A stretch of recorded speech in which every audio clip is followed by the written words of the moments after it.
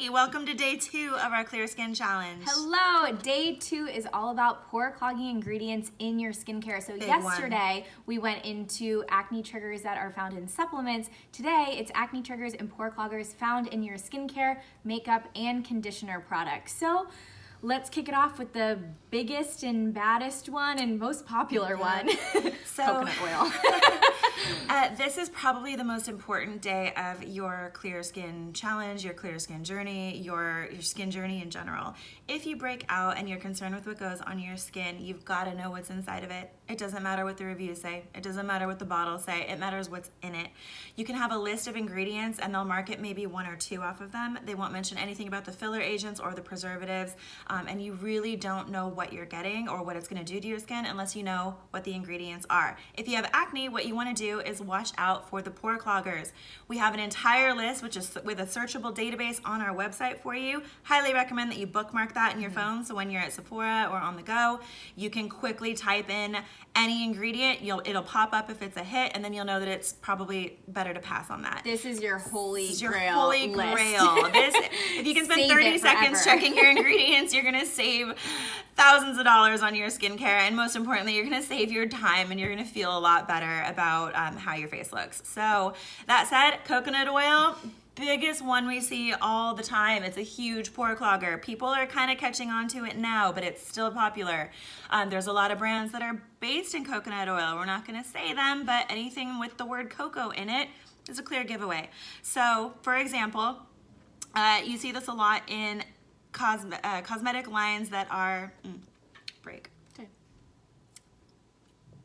So you see coconut oil a lot in organic skincare. It's everywhere. Organic just means that it's organic. It does not mean acne safe. It does mean inherently better when you're talking about food, but it does not mean better for products. I cannot stress that enough. Organic coconut will just give you organic pimples. They're no cuter, I promise you. So organic pimples. Doesn't matter. Hate them. Want them gone. Coconut oil is in a lot of things because it's very inexpensive and it's vegan, it's cruelty-free, it's fair trade, it's organic, it's all the things that marketing really loves. And if you don't break out ever, if you're one of those lucky freaks, good for you. Coconut oil all day, every day. It's still not good for you, but it won't give you the problems that it gives us and most everyone else out there. Another huge one that's in the organic, natural, clean beauty space is shea butter. That's great. It feels good on the body. It's super emollient. It's luxurious.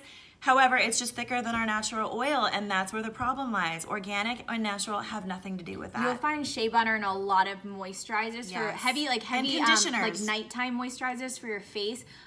Body lotion, so if you're someone who breaks out on your back and arms and chest and other areas, it could be shea butter. And like Danielle said, also it's found a lot in conditioner as well. And conditioner has a thick film. When you're sleeping, it gets on you. When your hair is down your back, it gets on you. When you're working out and you're sweating and it's all coming out of your hair onto your body, that's still getting onto the rest of your body, even though it's in a hair product. Yes, I highly recommend that if you are breaking out anywhere, you check your conditioner and your hand lotion, and if it's got shea butter, try to find a different one. The next one is algae. Algae, so this can come in a lot of different ways. You can see it as like seaweed, you can see it as red algae. There's a bunch of different names from it. Sea whip. But a good rule of thumb is anything that comes from the deep, deep sea, it has to have a thick oil barrier to survive under the sea.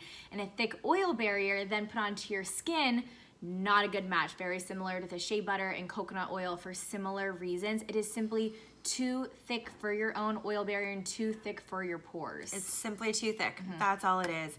But organic skincare lines rely on algae, seaweed, kelp, plankton, sea whip, caviar, laminaria family. They rely on those because it's still vegan, fair trade, cruelty-free, and most importantly, it's inexpensive.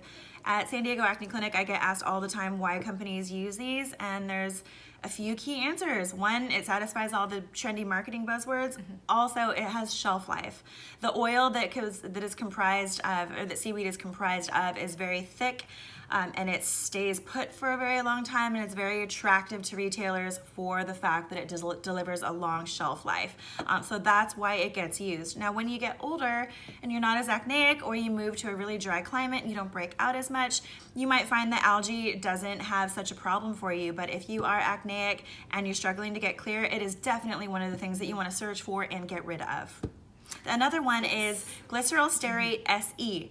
Now there's some that are just chemical sounding words that we're not familiar with, and you might cruise over them in an ingredient deck and be like, I don't know what that is, and just keep going. That's where the list on our website really comes into handy, because there's a lot of chemical words that are hard to pronounce, but all you need to do is start typing it in and it'll pop up if it's a match.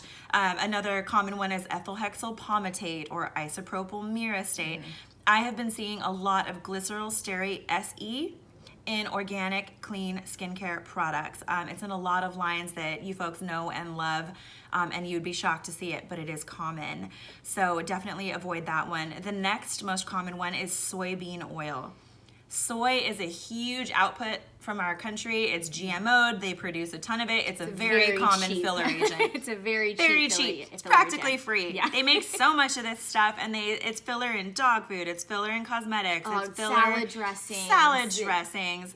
The everything. works. They really use it across all industries. They probably cut it with gasoline because it's cheaper. Yeah. You know, who knows? But they put it in everything.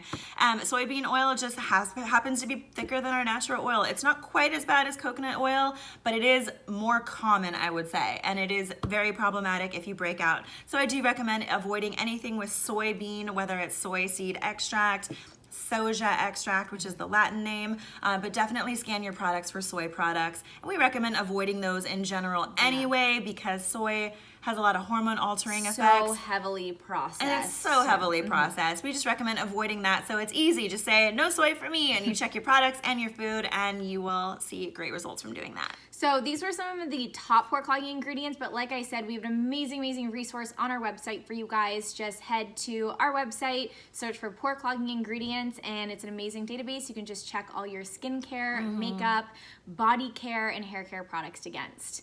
Takes 5 minutes. It could save you 5 years. Highly recommend doing that for yourself. Happy day 2 the challenge. Happy day 2.